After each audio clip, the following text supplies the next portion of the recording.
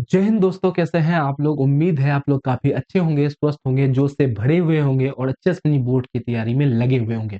दोस्तों, आज की कक्षा में हम लोग कक्षा 10 इतिहास का एक बेहद ही इम्पोर्टेंट लॉन्ग क्वेश्चन करने जा रहे हैं। ये कक्षा उन सभी स्टूडेंट्स के लिए काफी ज्यादा इम्पोर्टेंट है जो कक्षा 10वीं का एग्जाम 2025 में देने जा रहे हैं, क्योंकि आज हम लोग 2025 के लिए एक बेहद ही इम्पोर्टेंट क्वेश्चन लेकर के आए हैं। मैं आपको ये भी बता दूँगा कि क्यों इम्पोर्टेंट मैं कह रहा हूँ, क्यों लगता है कि इस बार ऐसा क्वेश्चन आया होगा और थंबनेल में आप लोग देखे होंगे, तो पता ही चल गया होगा कि क्वेश्चन क्या है।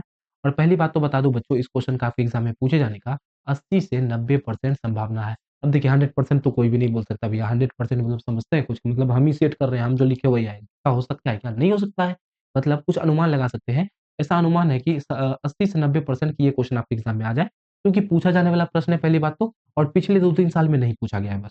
मतलब कि पहले पूछा जाता था लेकिन फिर बीच में रोक दिया गया, हो सकता है इस बार पूछ दे। इसी को बोलते हैं रिस्क लेना। इस टाइप के क्वेश्चन को याद करके जाएँगे, तो ज़रूर से ज़रूर समझिए कि इस टाइप का 3-4 क्वेश्चन याद कर लेंगे ना भैया, तो ज़रूर आपको एग्ज़ाम में यहाँ से क्वेश्चन आएगा ही आएगा। पिछले साल भी आया था, इस बार भी आएगा जी। हम ही तो कराए थे, पिछले साल भी आया था। चलिए, आज बात करेंगे तो इसके पीडीएफ के बारे में। तो पीडीएफ आप लोग हमारे टेलीग्राम चैनल से डाउनलोड कर सकते हैं बच्चा। और कुछ बच्चा बोल रहा था कि डिस्क्रिप्शन बॉक्स में भी डलवा दिया कीजिए सर जी, तो मैं इसका पीडीएफ जो है डिस्क्रिप्शन बॉक्स में भी डलवा दूँगा। तो वहाँ से भी जाके आप लोग बच्चों पीडीएफ डाउनलोड कर लेना। और बस टेलीग्राम चैनल पे जुड़ने का एक एडवांटेज होता है कि क्लास का नोटिफ़िकेशन आपको मिल जाएगा और साथ ही में इस टाइप का आपको ऑब्जेक्टिव क्वेश्चन भी वहाँ पर मिल जाएगा। ये फ़ायदा होता है बेसिकली, और कोई विशेष बात नहीं है, ठीक है? बात करेंगे प्रश्न की, तो प्रश्न भैया 3-4 तरीके से पूछा जाता है। पूछ देगा कौशिक आंदोलन का कारण परिणाम बता दो, कारण परिणाम का वर्णन करो, कारण परिणाम को लिखो। और प्रश्न देखिए कब-कब पूछा गया है। प्रश्न आपका, चलिए मैं इधर आ जाऊँ। प्रश्न आपका पूछा गया है भैया 2014 में पूछ दिया, 20 में पूछा, 21 में पूछा, 22 में पूछा। अरे मास्टर जी, कितना बार पूछ दिया है ये तो। इसीलिए तो मैं कह रहा हूँ ना बच्चा इम्पोर्टेंट है। और देखिए 22 में पूछा, 23 में नहीं पूछा, 24 में नहीं पूछा है। अब बताइए संभावना है कि नहीं 25 में पूछा? अरे मास्टर जी, बिल्कुल संभावना है। ऐसे ही तो क्वेश्चन आता है एग्ज़ाम में। अब सोचो 14 में पूछा था, उसके बाद 15 में नहीं पूछा, 16 में नहीं पूछा, 17 में नहीं पूछा, 18 में नहीं पूछा। जो सोचता है 20 में नहीं पूछेगा, तो उसका तो गड़बड़ हो जाता है ना मामला। इस तरह से आप लोगों को करना है। चलिए, बात करेंगे क्वेश्चन क्या है जी? सर जी, क्वेश्चन तो आपका अवयव आंदोलन का कारण परिणाम लिखना है। वैसे तो आपको पता है कि मैं सब कुछ लिख कर के फ़ोटो वगैरह सब चीज़ लाता हूँ। लेकिन पहले हम लोग थोड़ा-सा समझने का प्रयास करते हैं कि अवयव आंदोलन का क्या कारण है, क्या परिणाम है? और विश्वास रखिए, मैं आपको क्लास में समझा दूँगा। बाहर में आपको सोचने का मतलब कोई ज़रूरी नहीं है पढ़ने का, ठीक है? हो सके तो एक बार मैं रिक्वेस्ट करूँगा, एक बार मेरी तरफ से, आप लोग क्लास समाप्त होने के तुरंत बाद पीडीएफ डाउनलोड करके पीडीएफ एक बार पढ़ लीजिएगा, बस उससे ज़्यादा कोई ज़रूरी नहीं है। आपको याद हो जाएगा। पीडीएफ मैं इसलिए भी डलवाता हूँ कि आप हो सके तो नोट कर लें, नहीं तो जब एग्ज़ाम देने जाएँ ना, तो वहाँ पे 1-2 बार पढ़ लेंगे ना, तो आपको बहुत ज़्यादा मदद मिलेगा, ठीक है? चलिए, पहले आपसे क्या पूछा गया? आपसे पूछा गया है सर जी असहयोग आंदोलन का कारण। क्या पूछा गया है? असहयोग आंदोलन का कारण, और उसके बाद असहयोग आंदोलन का परिणाम। कारण और परिणाम दोनों पूछा गया। कितना नंबर में क्वेश्चन आता है? मास्टर जी 4 नंबर में। अब 4 नंबर का क्वेश्चन आता है, 2 नंबर इसके लिए होगा और 2 नंबर आपका परिणाम के लिए होगा। मतलब अगर हम लोग 2 पॉइंट इसमें लिख देते हैं या 3 पॉइंट और 3-4 पॉइंट इसमें लिख देते हैं, आराम से आपका उत्तर पूरा हो जाएगा। इसी को हम लोग समझने का प्रयास करते हैं कि इसमें क्या लिखेंगे। तो देखिए, असहयोग आंदोलन के पहले जो भी घटना हुआ है, वो हो जाएगा, मतलब हाल-फिलहाल में असहयोग आंदोलन हाल-फिलहाल में पहले जो भी घटना हुआ है, वो हो जाएगा इसका कारण।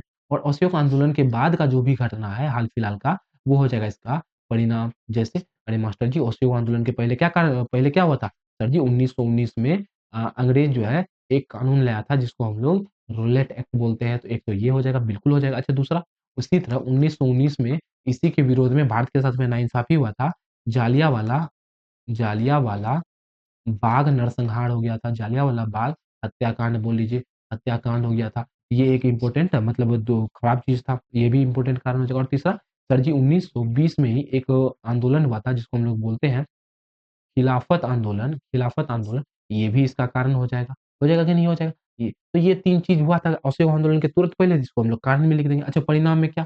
सबके बारे में मैं डिटेल से बताऊँगा, आप घबराइए मत। ये नहीं सोच के अरे मास्टर जी तो हवा-हवाई बात कर रहा है, तुरंत-तुरंत लिख के निकल रहा है। नहीं, नहीं, सबके बारे में मैं रुक-रुक के बताऊँगा, तो घबराइए मत। परिणाम, अरे सर जी, परिणाम के बारे में बात करें तो देखो, एक हुआ था 1922 में आपका चौरी चौरा नाम का जगह पर चौरी चौरा नाम का जगह पर कांड हो गया था और इसकी वजह से असहयोग आंदोलन को बंद करना पड़ा। ये भी एक परिणाम ही तो हुआ इसका। अच्छा, दूसरा दूसरा हिंदू और मुस्लिम का एकता में बढ़ावा मिला। कैसे मिला?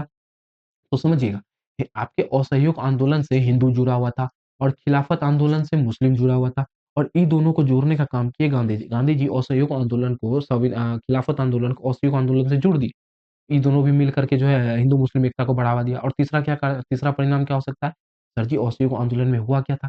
असहयोग मतलब सहयोग नहीं करना, सहयोग और लग गया था मतलब नहीं करना, मतलब सहयोग नहीं करना।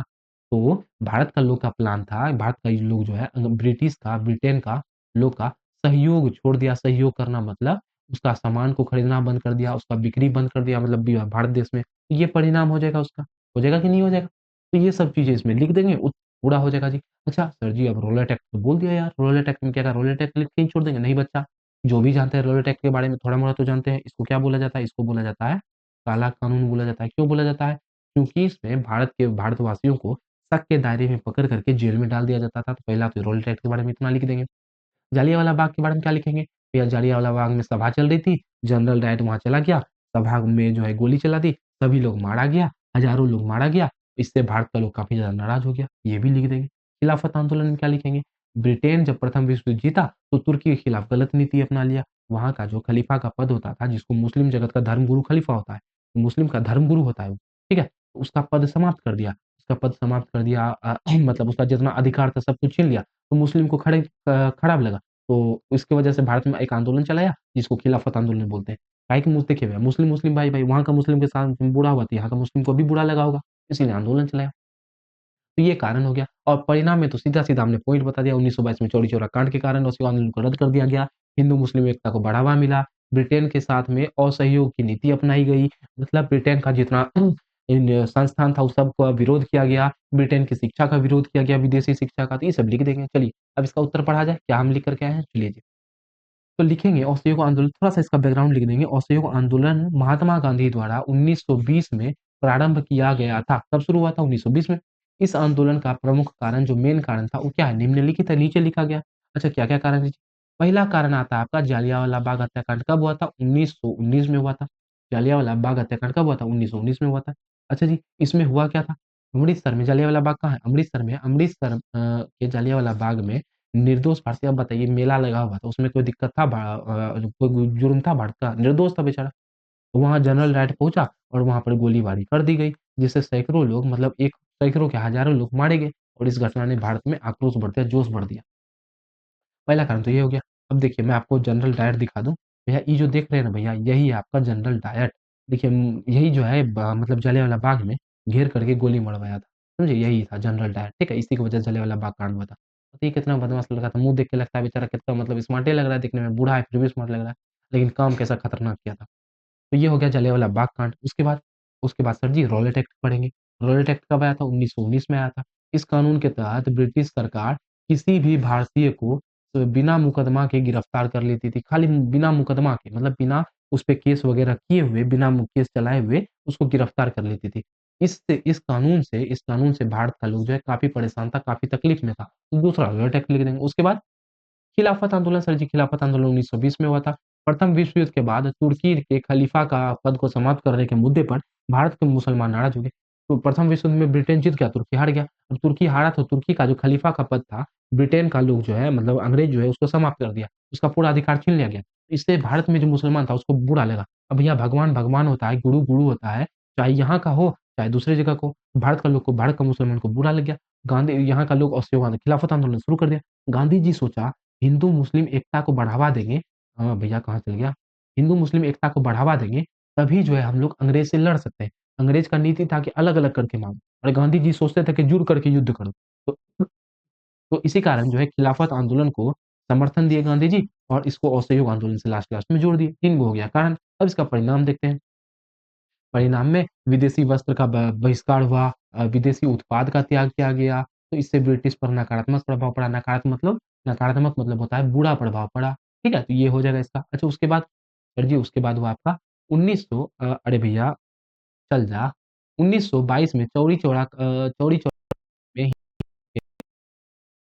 गांधी जी आंदोलन को स्थगित कर देते हैं। 1922 में चौरी चौरा नाम का जगह था जहाँ, पता है आपको, पुलिसकर्मी को घेर के मार दिया गया था। तो इससे आंदोलन में हिंसा हो गया और गांधी जी अहिंसा के प्रेमी थे, हिंसा के विरोधी थे। हिंसा हो जाने के बाद कारण जो है इस आंदोलन को बंद कर दिया गया। तो ये भी परिणाम हो गया। उसके बाद इसने हिंदू मुस्लिम एकता को बढ़ाया। कैसे बढ़ाया हमने आपको पहले बता ही दिया है। सरकारी स्कूल, कॉलेज और अदालत का बहिष्कार किया गया।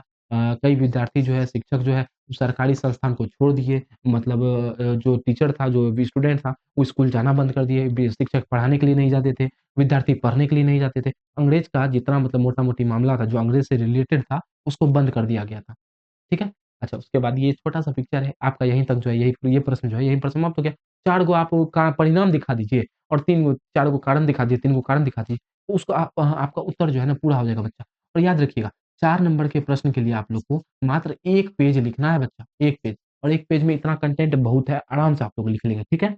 और बात करें, देखिए यही है चौरी चौरा कांड। ये दिखाया गया है फ़ोटो के माध्यम से कि देखो भैया, गांधी जी जो यहाँ खड़े हैं टकले बन के, ये आंदोलन को रोकने का प्रयास कर रहे थे। यहाँ आदमी सब है ना भैया, ये सब मिल के जो है चौरी चौरा नाम का जगह में पुलिस को आग लगा दिया। देखिए आग लगा हुआ है और गांधी जी बोल रहे हैं कि भैया रोको। मतलब ये भावना एक तरह से दर्शाया गया है। गांधी जी चाह रहे हैं कि हिंसा नहीं हो, और ये सब लोग जाकर के हिंसा कर दिया, जिसकी वजह से गांधी जी को असहयोग आंदोलन को बंद करना पड़ गया। ठीक है? तो ये हो गया आपका असहयोग आंदोलन का कारण और परिणाम। उम्मीद है ये कक्षा आपको पसंद आई होगी, क्योंकि भैया जो भी हमने बताया है, ये सब में से ज़्यादातर कारण चीज़ आपको पहले से मालूम होगी, जैसे जलियांवाला बाग हत्याकांड, उसके बाद आपका जो है रौलट एक्ट कानून क्या है, ये सब चीज़ें आपको पहले से पता होगी बच्चों, ठीक है? और नहीं पता है तो एक बार आप लोग पीडीएफ से रिवाइज़ कर लीजिएगा तो अच्छे से समझ में आ जाएगा। तो मैंने तो पूरा प्रयास किया आपको समझाने का। अगर कोई चीज़ समझ में नहीं आया बच्चों, रिक्वेस्ट है आपसे कमेंट सेक्शन में लिख देना। मैं अगली क्लास जो लूँगा उसमें मैं पूरा प्रयास करूँगा कि इसको सुधारा जाए, ठीक है? इसका पीडीएफ आप 2 जगह से डाउनलोड कर सकते हैं, हमने पहले ही बता दिया। एक आपका है टेलीग्राम चैनल और दूसरा है सर जी, आप डिस्क्रिप्शन बॉक्स से भी पीडीएफ डाउनलोड कर सकते हैं। तो उम्मीद है आज की ये कक्षा आपको पसंद आई होगी, तो क्लास को एक लाइक कर देंगे बच्चा, चैनल को सब्सक्राइब कर देंगे और शेयर भी ज़रूर से कर देंगे। तो मिलेंगे आपसे अगली कक्षा में, तब तक हँसते रहेंगे, मुस्कुराते रहेंगे और अपनी पढ़ाई में लगे हुए रहेंगे। जय हिंद, जय भारत।